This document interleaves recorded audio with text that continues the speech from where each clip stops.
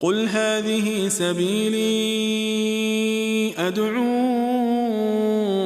إلى الله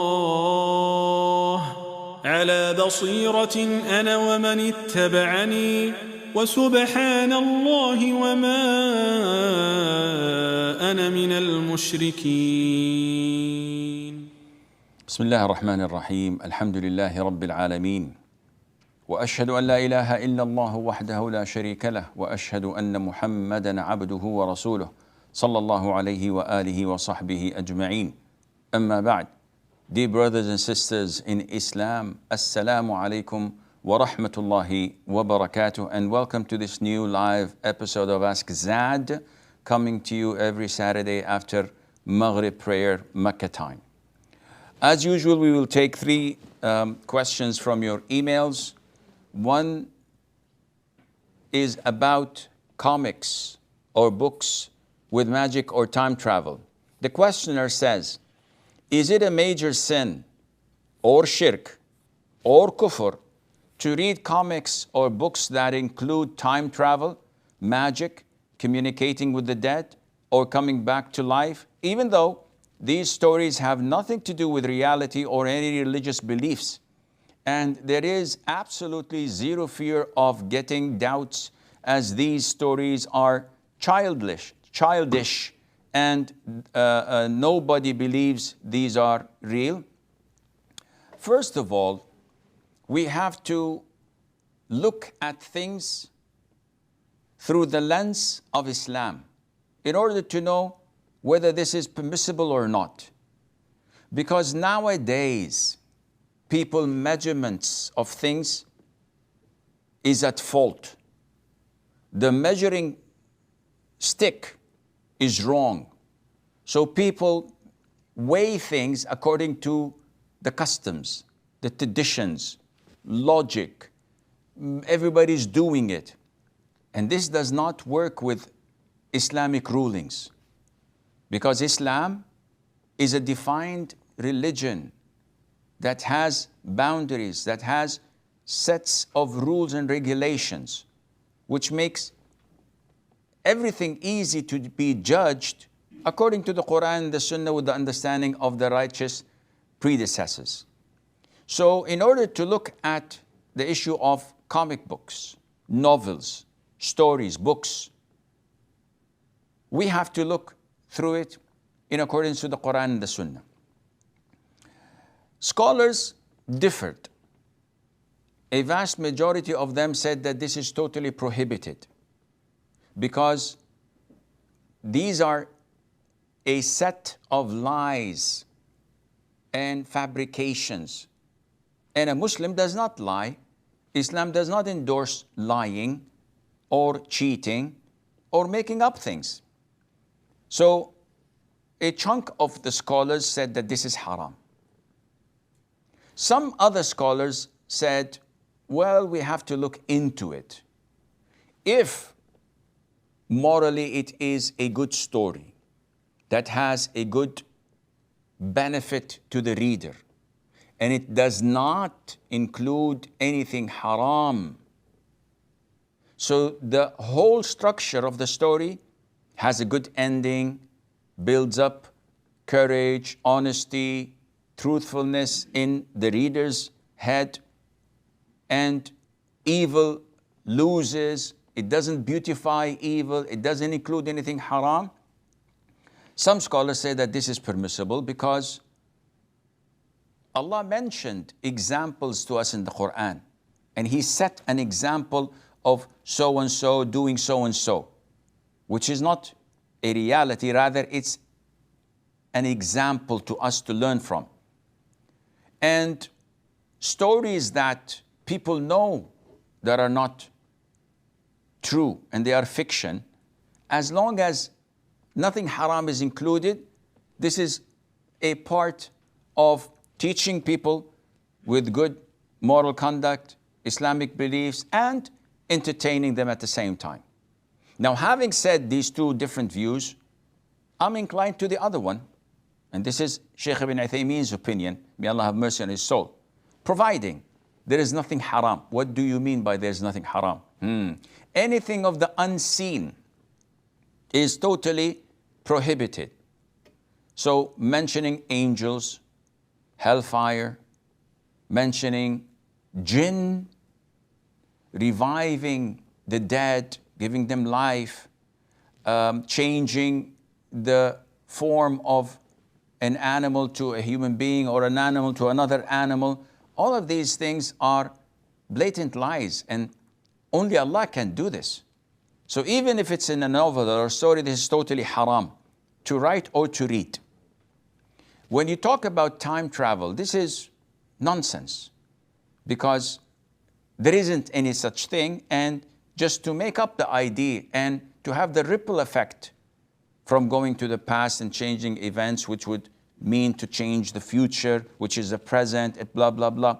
All of this is not possible and cannot happen, and it's claiming to change people's fates according to what is going on. This is totally prohibited. Magic, having magical powers to do things. Magic is haram in Islam, which leads to Harry Potter's novels and stories and movies to be all impermissible for Muslims to watch.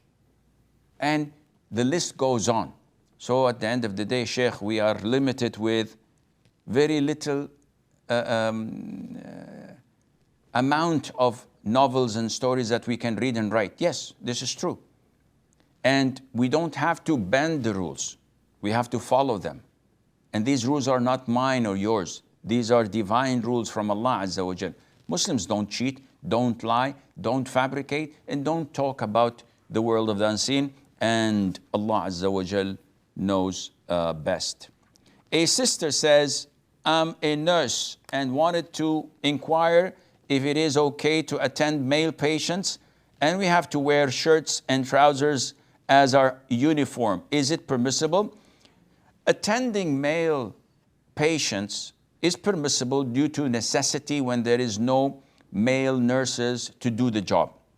In the vast majority of hospitals and clinics, it's always such a position occupied by female. So as long as she's not alone with a male patient, because this seclusion is haram, as long as she limits looking at the area that needs to be examined, and as long as she tries her level best not to touch except with a barrier. So, and they usually do this with a rubber glove or whatever. In this case, due to necessity, this is permissible, inshallah. Now, wearing the uniform is totally out of the question. There's nothing in Islam that permits a woman to expose her awrah, to wear a shirt and trousers and not cover herself properly or Islamically.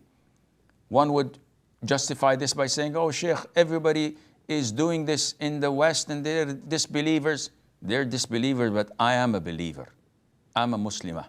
I'm not allowed to expose myself, even in Muslim countries. Even if the rules and regulations mandate this, I wouldn't do that. I would not compromise my religion for any such thing. So this is totally prohibited, and Allah Azza wa Jal knows best. Ismail, last question. Is it permissible to rent our apartment or shops to non-Muslims because they would definitely do their religious rituals in their homes and shops like puja and stuff? Even after knowing this, can we rent them our property, and is the income through that halal? Whatever you rent to non-Muslims, as long as they're not using this to publicize and advert and endorse such haram practices through your outlet, then this is their problem. Christians worshiping their Lord in their homes, this is their problem, this is their religion. Hindus doing whatever they're doing, concealing it between themselves, there is no sin on you whatsoever. But if they publicly use your house or your shop to endorse their haram, and you know that, this is prohibited, and you must refrain from leasing it, at least from renewing the contract again. So Mahathir from Bangladesh.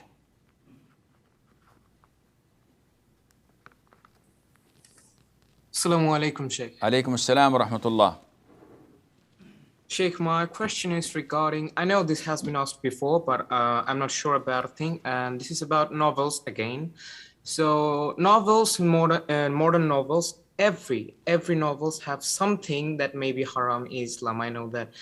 But the problem is we need novels to learn better English. Suppose new vocabularies or something like better speaking.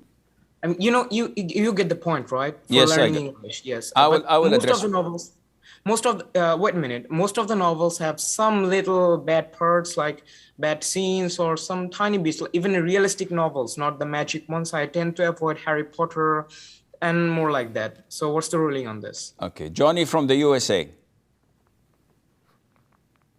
Johnny?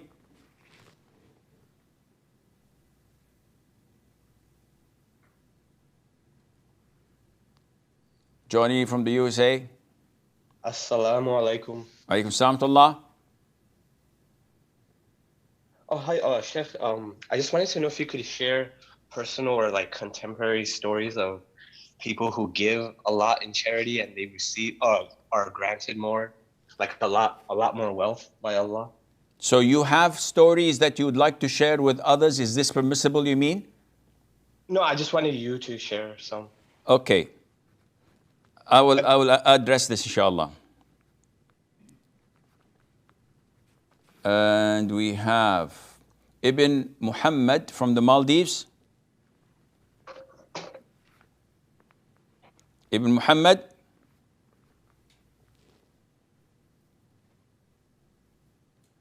Come on, guys, you're wasting time. Time is valuable. Ibn Muhammad from the Maldives. Sidi from Germany.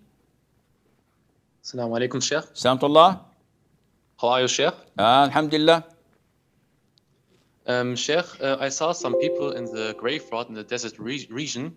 For example, one person sits before a grave and they make these lines on the ground, and every time they make one line, they recite some surah from the ayah, one surah from the ayah. And I asked about that, and one person said to me that is a type of dua for the dead. And he said that one sit or stand before the grave and he recites some surah and ayahs from the Quran. And he also said that the most preferable surahs and ayahs to recite are Surah Al-Fatiha, Surah Al-Ikhlas, Surah Al-Qadr, and Ayat Al-Kursi. And he said that these lines are types of tasbih. For example, if the person wants to know how many times he recites. So I want to know if this type of act bid'ah. Where is this done? In Mauritania. Okay. Salihin from Canada. Assalamu alaikum wa rahmatullah. Salamtullah barakatuh. Sheikh, I have a question. My question is a tweet from you a couple of years ago resurfaced. I just came across, which speaks about Allah having two eyes. And you gave example of the hadith of Rasulullah sallallahu alaihi wasallam speaking about Dajjal, and he says Dajjal is one-eyed, but your Lord is not one-eyed. So which implies that Allah is not one-eyed. But it doesn't imply that Allah has two eyes. But so we're really in confusion right now. Can you please speak about this? Okay. And Ahnaf from Bangladesh. Assalamu alaikum, Sheikh. Salamtullah barakatuh. What is the ruling on a person who uses Quranic verse to mock others or make jokes and you using Quranic verse and they laugh? How is that? Is it, yeah, like that person, yeah, I mean, supposedly that person has a friend who tends to lie and he just says, yeah, Allah testifies that those, hypocrites are the liars, and then he just laughs at him, yeah, you're a hypocrite, and like this, he mocks the other person, calling him a hypocrite using the verse of Quran. Okay, I will try to answer that. And we have Jawad from Emirates. Assalamu alaikum wa rahmatullahi wa barakatuh, Sheikh. Salam wa rahmatullahi wa barakatuh. Sheikh, a brother at the masjid asked me a question, and I thought I'd ask you, and inshallah I can pass the message to him. He's trying to sign a lease. He's going to Ireland, inshallah, and he's signing a lease, but his father's going to be paying for him. So the person he's leasing from asked him for a letter that's signed by his father, saying that his father will pay for him, and the person who is leasing the apartment asked for one witness, and he didn't care if the witness was male or female. It's this in Ireland. And the brother is wondering, does he need to have the two Islamic witnesses, you know, the two male or the one male and two female witnesses for this letter, for his father saying that he has to, that his father is going to pay on his behalf? So is the one who's leasing him accepting this paper, whether there are witnesses or not? The one who's leasing him is accepting it if there's at least one witness. Okay. So, okay, I will answer inshallah. Nishat from Saudi. Assalamu alaikum, Sheikh. Samtullah. Sheikh, I wanted to ask this question about being cautious regarding hijab. Suppose I am visiting a friend's place and her husband is in her house, but he's inside the bedroom and we are sitting in this secluded area for the females only. Is it okay to take off my abaya and hijab, being modestly dressed? Or is it mandatory to cover myself just thinking that maybe he will come or maybe something will happen? Or is it just okay to do my part and relax? Is that okay? Okay. Sarah from India. Assalamu alaikum, Sheikh. Samtullah. So my parents' fathers were real brothers, and now my paternal relatives, they say that my maternal uncle is not actually my real uncle. And you have actually answered me, but I didn't mention that my parents are actually connected, so their families are connected. Now my paternal relatives, they say that my maternal uncle is not my real uncle, so rather he is my mother's cousin.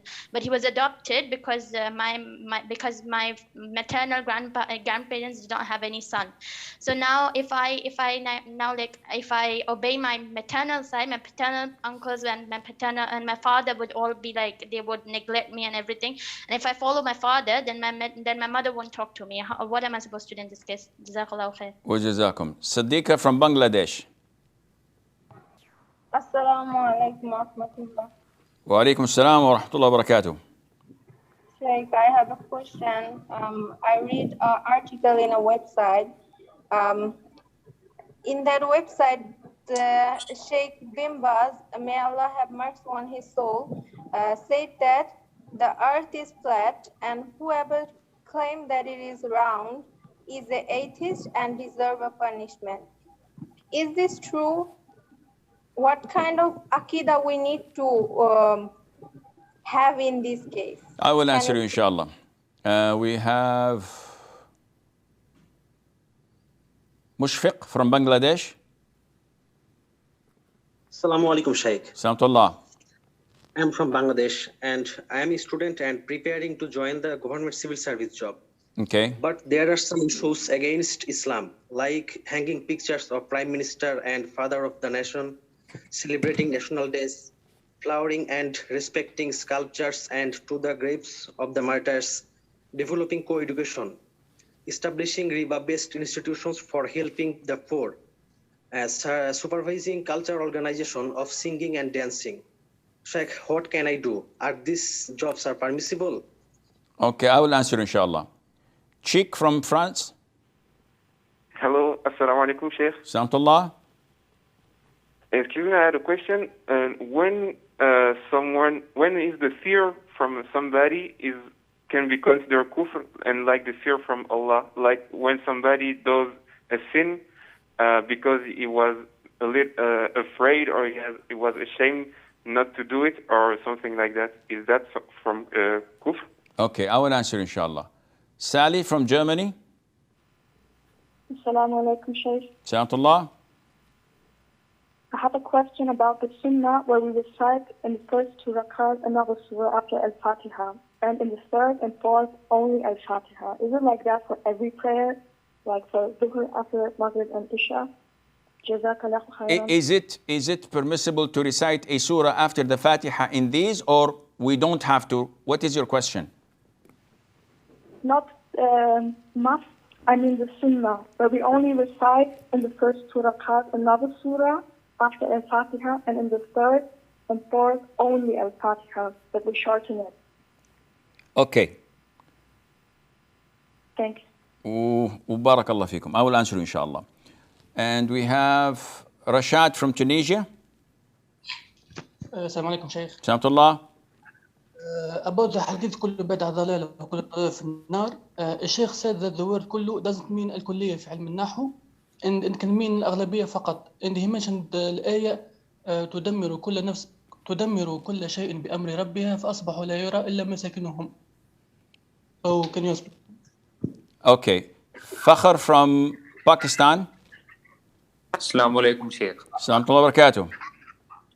Sheikh, my cousin has been studying philosophy for quite some time and now he's a follower of Sufism and says Islam is more about spiritual worship rather than practical worship. How should I clarify his ignorance?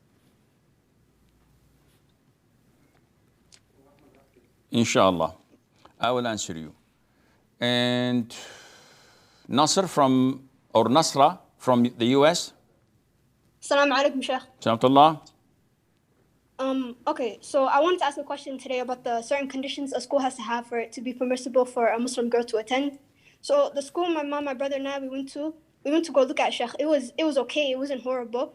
It was an Islamic school, and my mom is determined to take us there, inshallah. But the only problem is that in the classrooms, we were told that they're separated.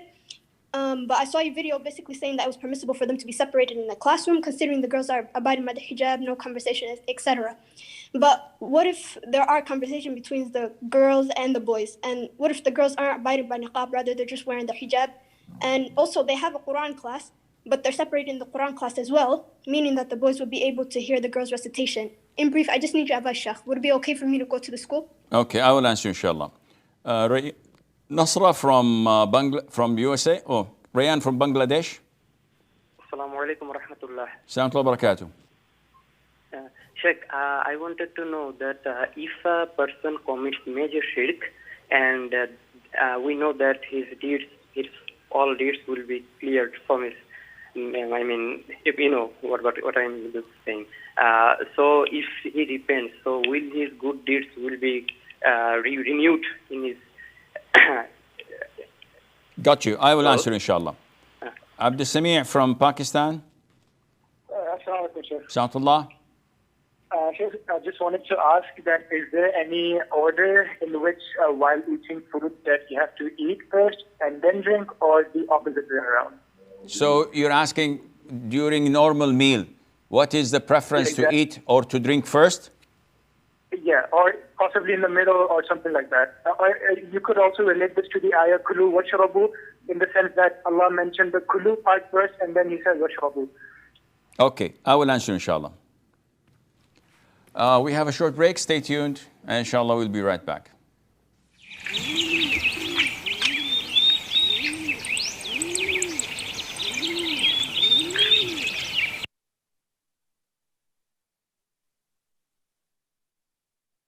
Assalamu alaikum wa rahmatullahi wa barakatuh.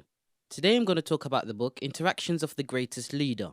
Prophet Muhammad sallallahu alaihi wasallam reminded us through his guidance and example that Islam is complete submission to the will of Allah.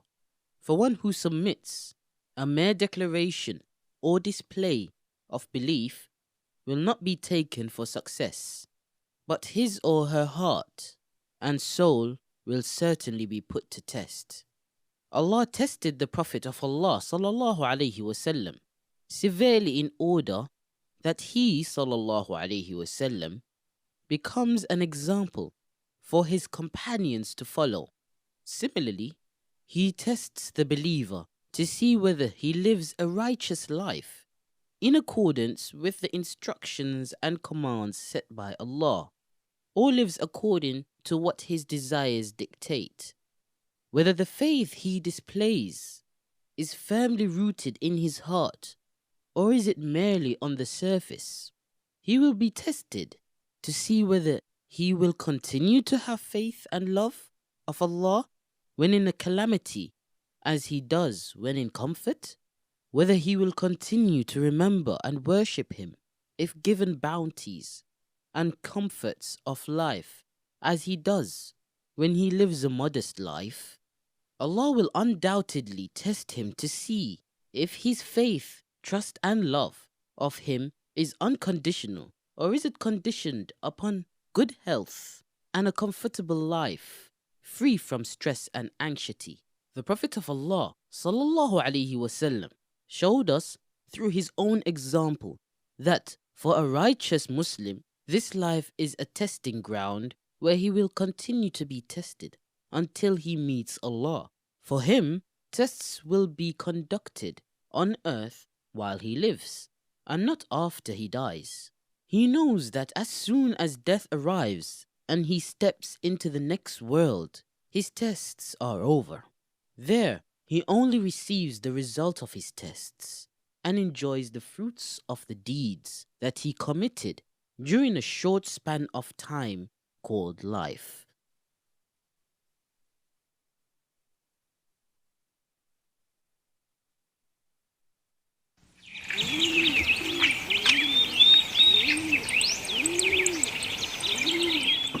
Assalamu alaikum wa rahmatullah and welcome back. Mahathir from Bangladesh's first question says that nowadays most novels must contain something that is considered to be haram elements. So we want to learn English, we would like to get more information, and we have no other source. Akhi, learning English is not something that leads you to Jannah. Learning English is not part of Islam. The Prophet said, alayhi salatu wasalam, ittaqil maharim takun a'bad nas. Stay away from haram and you will become the most righteous worshipper among the people. So, again, we don't bend the rules. If the novels contain flirting, which most novels have, novels now brainwash people. So many years people have been reading Superman comics. They've been reading Batman and Robin. And to our astonishment, Robin just got out of the closet after 60 or 70 years. Subhanallah.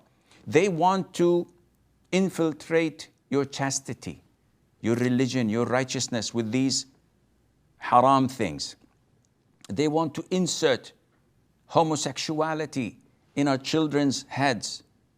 Robin, a homosexual, gay, what is this? What's left? So nowadays we have to remain steadfast on Islam, or the tidal wave would take us all out of the straight path.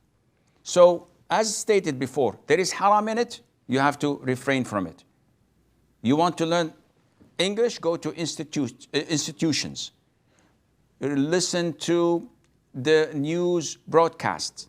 Watch news programs. Watch halal programs like NGO Wild or something that has no haram in it. Mute the music, but listen to the commentary. You will get to learn English from there, inshallah. Johnny from the US, can you share some stories about giving little and receiving more? I can't share with you such stories, Akhi, because this is not my own program. This is a Q&A. So there is no time to share. There are thousands of stories as such from the companions' life, from the tabi'een, and from our contemporary life, but this is not the time for it. Sidi from Germany, he says in Mauritania, they sit around the grave, a group of people, and they write lines, and each one recites a verse of the Quran, usually Fatiha, Ayat al-Kursi, the last three quls or whatever, and they dedicate this to the deceased and make some dhikr. This is something that is not related to Islam, regardless of the country. Now, you ask yourself, one, did the Prophet ever do such a thing, alayhi salam? The answer is no. Did his companions ever do such a thing? The answer is no. On the contrary, the Prophet used to teach his companions when they were burying one of the Muslims, seek forgiveness for your brother and ask Allah to make him steadfast because now he's being questioned. No Fatiha, no Ayat al-Kursi, no Yasin, nothing. No writing lines to remember who said what and who said this or that. So all of these are innovations because they're doing it as part of the religion. It's not a microphone in a masjid to enhance the sound. It's not air conditioners to fix the temperature. They're doing it to get closer to Allah and to benefit the deceased, and all of this is not part of Islam. Salihin says about the issue of Allah having two eyes. And this is part of the whispers of shaitan. When people don't study their aqeedah and they rely on Twitter, what do you expect the end result? Instead of studying classical books of aqeedah that talks about the beautiful names and attributes of Allah, instead of studying Al-Aqidah Al-Wasitiyah of Sheikh Islam Ibn Taymiyyah, or going through the classical books of scholars of the Salaf, they rely on Facebook, Twitter, or the brother so-and-so said on YouTube channel. This is not religion. You cannot learn your religion from such sources. So yes, I said this a couple of years ago. I don't know who's counting. But this is what Sheikh Ibn Uthaymeen says, and a great number of scholars understood from the hadith when the Prophet said, your Lord is not one-eyed. Okay, so what does that mean? It means that if I say that someone is not one-eyed, that means he has two eyes. And we know that Allah has two hands. This is mentioned clearly in the Quran. Now, people without knowledge would say that, oh yeah, but in other verses of the Quran, Allah says, Aydina. Amilat Aydina, our hands created and produced. So Allah has more than two hands because it's a plural. Not knowing that in Arabic, whenever a thing that is made of two, we know that it is made of two, we can use the plural sense to it. Sagat qulubukuma. Qulubukuma. There were two of them, Hafsa and Aisha. Yet Allah says qulub. He did not say qalbay, which is two. This is an issue of Arabic, of aqeedah. And for someone who doesn't know Arabic, has little knowledge of aqeedah, it will confuse if you don't have the essence. How can you understand something that is above your pay grade? Not because it is difficult, because you did not go to elementary school. You did not go to primary school. You simply wanted to go to high school and understand the math and the calculus and the physics without taking the basics of science. So this is what the scholars said, and this is what fits with the teachings of the Quran and the Sunnah, where Allah Azza wa Jal has two hands, subhanahu wa ta'ala, and the hadith said that your Lord is not one-eyed, which people understand that he has two eyes. Now, why not more than two eyes? Why not? So what is the confusion? Where is the other opinion? And this is an essential question to ask, because you don't want to end on the wrong side. You don't want to end in the dark side of, I wouldn't say the force, but rather of those who think of Allah Azza wa Jal in such a way that may strip Allah subhanahu wa ta'ala in their hearts from glorifying Him with greatness Azza wa Jal. And this is a serious problem. Stay away when you don't have knowledge from discussing these things or even contemplating upon them, and Allah knows best. Ahnaf from Bangladesh. If we use verses of the Quran to accuse someone of being a liar, because he's a liar, and we use it to describe that the liars are hypocrites, this is inappropriate, but it's not shirk unless I am mocking the verses. I'm not. Someone lied, and I say that the liars will never be successful. And quote an ayah. Now, if I said this out of conviction that the ayah is true and this guy is a liar and he would never be successful, this is inappropriate because I'm accusing him of lying and not being successful, but I'm not mocking. But if I'm saying the ayah because I want to make fun of the Quran or make fun of that person with the ayah and make people laugh, this is a very dangerous thing. Jawad says about his father's paper testifying to be the one who pays for the lease. If the landlord agrees to it, and there is any witness according to his condition, this is valid. The paper itself is valid. So there is no problem. You don't need to have two male witnesses or one male and two ladies, as long as the one giving it to you accepts it. Even if he says, I don't need any witnesses, just give me a paper. That would be sufficient as well. Nishat from Saudi Arabia, she says that, is it okay if I visit my girlfriend who's married, her husband is in another chamber or another room, locked, and we have our ladies only quarters, and I take my hijab and I feel free? There's no problem in that. As long as there is no fear of him barging in, which most people don't do in normal houses. No man would do that, even with the lightest doubt that there are non-mahram with his wife. He would never do that.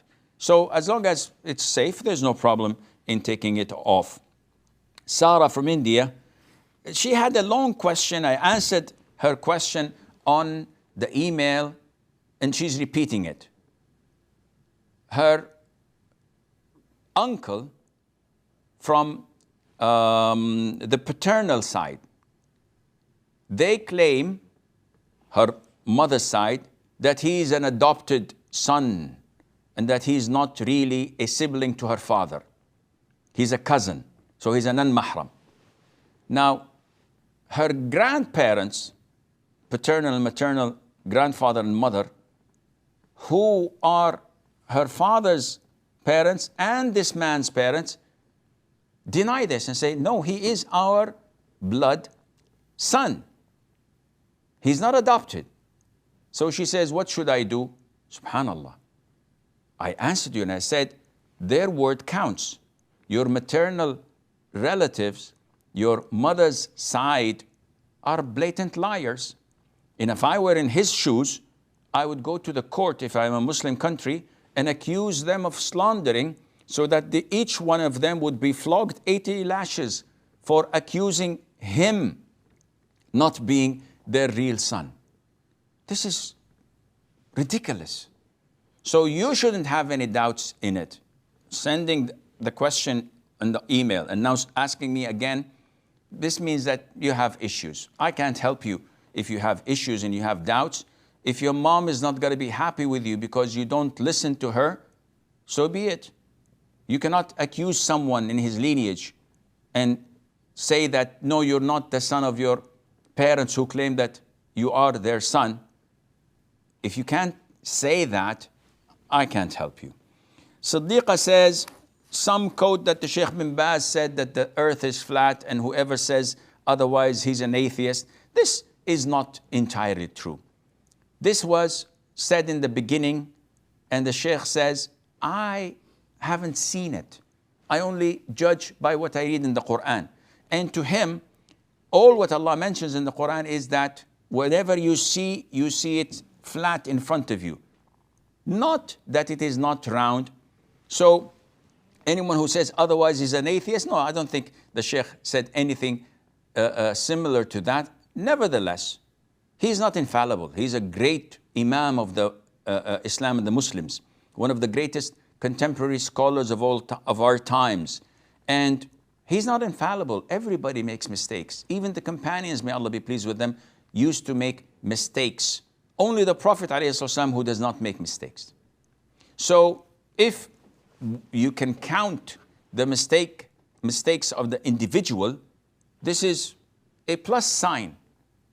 Because if you can say, oh, Sheikh Fulan, he has 1, 2, 3 mistakes that I've counted throughout the years of his teaching. Wow, that's a track record. He should get a medal, not Olympic, but a medal for that. But if a person has like a gazillion mistakes, and every single time he speaks and opens his mouth, you can count 6 or 7 mistakes, this is a different issue, and Allah knows best. Mushfiq from Bangladesh, he says, I'll be a civil servant, but my job includes a lot of haram things. And he gave it a long list I could not write down. And from what I can remember, the vast majority of his job description is haram. Dealing with riba, celebrating disbelievers' festivals, doing things, facilitating things that is haram. So the core of his business is haram. In this case, you must not work. If you tell me that, okay, I'm a civil servant, but they enforced me to put the pictures of the president behind me in my office, well, this is negligible. As long as you resent it and hate it, and you're forced to do it, otherwise they're going to throw you in jail, there's no problem in that. The national anthem, the whole country is falling in that sin. There's nothing you can do about that. But to facilitate riba, to facilitate Hindu festivals, to do so many haram things in your daily job, as part of your job, nothing justifies this, and Allah knows best. Sheikh from France, when I fear advising people, would that be kufr or shirk? The answer is no. This is cowardice. So if I see someone smoking, I'm hesitant to go and say, Akhi, this is haram, this is harmful for you, Sheikh so-and-so says it's haram, it's blah, blah, blah. This is cowardice, not shirk. The shirk, which falls under the fear, is when you're home and not doing anything, and you're refusing to think about something or do something or write something, or even go and pray because someone told you not to pray, even if I'm not looking, I prohibit you from praying, and you refrain from praying, or from making dua, or from doing anything while nobody's watching you because you're afraid of that person, not afraid of Allah. This would be shirk, and Allah knows best. Sally from Germany, is it sunnah to recite a surah after the Fatiha in the third and fourth rak'ah of Dhuhr, Asr, and Isha, etc.? Is it sunnah or not? It's an issue of dispute. Is it mandatory? The answer is no, definitely. If you recite the Fatiha, that's it.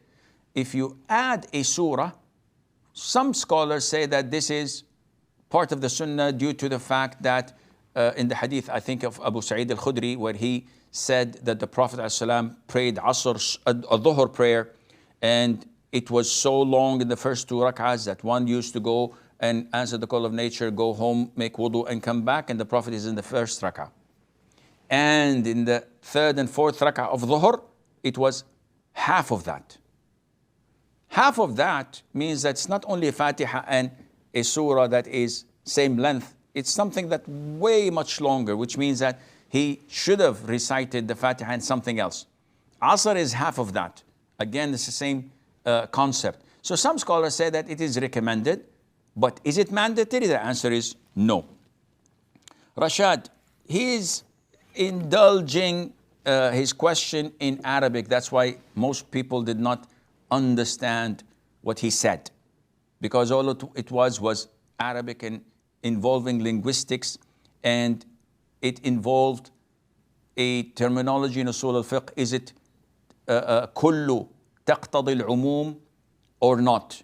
So when I say every innovation takes you astray, so does it mean that every single innovation, just because the word kull is there? And he gave an ayah where Allah says about the torment that went to the people of Ad, and it destroyed everything. In the following verse, Allah says, and you can see nothing except their homes. So one would say, okay, everything should include their homes. If it is not included, then everything is not lil-umum, but it is for the vast majority. Akhi, going into linguistic tricks like this is trying to undermine Islam, especially nowadays.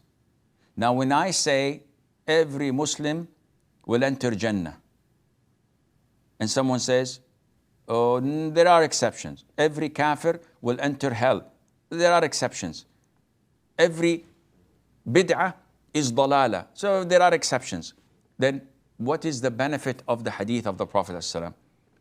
What are the benefits of the verses of the Quran when you come in with a cross of a pen, you delete it? This is not how we understand the Quran and the Sunnah. This is not how the companions understood the Quran and the Sunnah. Yes, we give attribute to linguistics, grammar, Arabic sciences, but not to overrule on the verdicts and the rules of Islam. When the Prophet ﷺ reiterates, كل بدعة ضلالة وكل ضلالة في النار. Some say, wait. Not everything that takes you astray is in fire. Okay, so is it you who's wrong or the Prophet ﷺ when he said every innovation is dalala? No, it's not this. I didn't mean that. Okay, what do you mean? What do you want? You want to justify bid'ah. Not you, of course, Rashad.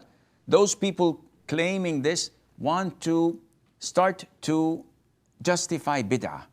And whatever they're doing, like the brothers in Mauritania, writing these drawings or lines, the Prophet, yes, in one hadith, sat down and he wrote lines and he said that this is a straight path and this is the other paths. And okay, so we're doing this, so it's not an innovation. Subhanallah. Why not pray Sunnat al-Fajr when you come to the masjid in Jama'ah? Because the Prophet said, alayhi sallam, that the prayer of an individual in congregation is 25 or 27 times better than him praying alone. So before Fajr starts, we come to the masjid and pray two Sunnah, Raghibat al-Fajr in Jama'ah. Good. No, it's not good. The Prophet didn't do it, alayhi sallam. And he warned us from any innovation. So to come and try to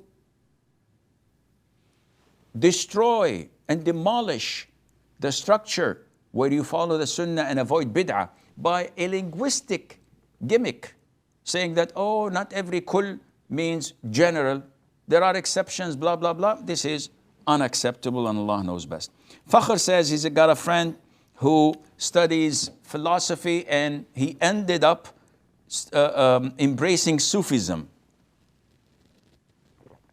And he asks, how can I explain to him that what he's doing is wrong and that he's going astray? I don't know your friend, and I don't know how deep he's down in that swamp. But all what I can tell you is that there is nothing that is equivalent to Quran and the Sunnah. Such people of innovation, the moment you bring up the issue of bid'ah, or the Prophet did not do it or say it, they get outraged. I've spoken to many people who claim to be Sufis, not real Sufis, innovators. And the moment you say the Prophet ﷺ did not do this, do you know more than him? They explode in your face, saying that not everything we do is according to what the Prophet used to do. ﷺ. And this shows you what's deep in their heart. They claim to love the Prophet ﷺ. They claim to do a lot of dhikr because they love the Prophet ﷺ, but their actions state that they think that they can be better than the Prophet ﷺ, know better than the Prophet ﷺ, and it's not an issue to neglect his sunnah and do something he didn't do, alayhi salatu wasalam. So just show him Quran and the Sunnah, and if there is any hope in him, he will come back. If not, just dump him and look for some other righteous person following the Sunnah to hang out with. Nasra from the US, she says the Islamic school that we go to has issues. So I don't know whether to study from home or to go. Now they segregate the classes, boys to right and girls to the left, yet there's still some chit-chatting. And some girls don't wear the niqab. They just wear this hair cover. And even in Quran classes, they may chit-chat.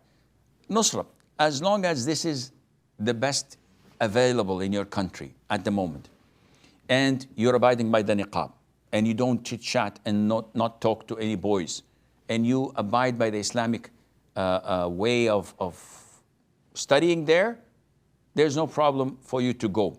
If you fear fitna, if you fear that you are compromising your niqab or you're chit-chatting with this boy or that, in this case, no, you must not go. Rayyan from Bangladesh.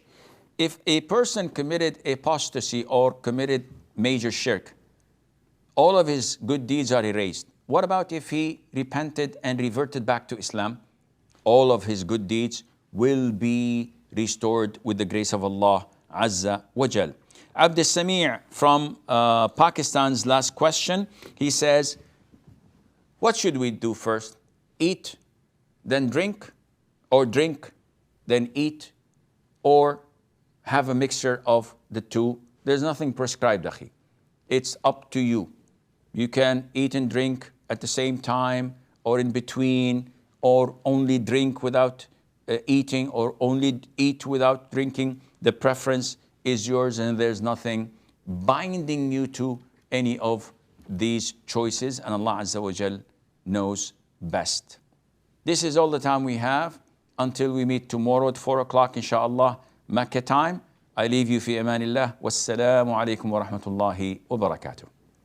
قل هذه سبيلي أدعو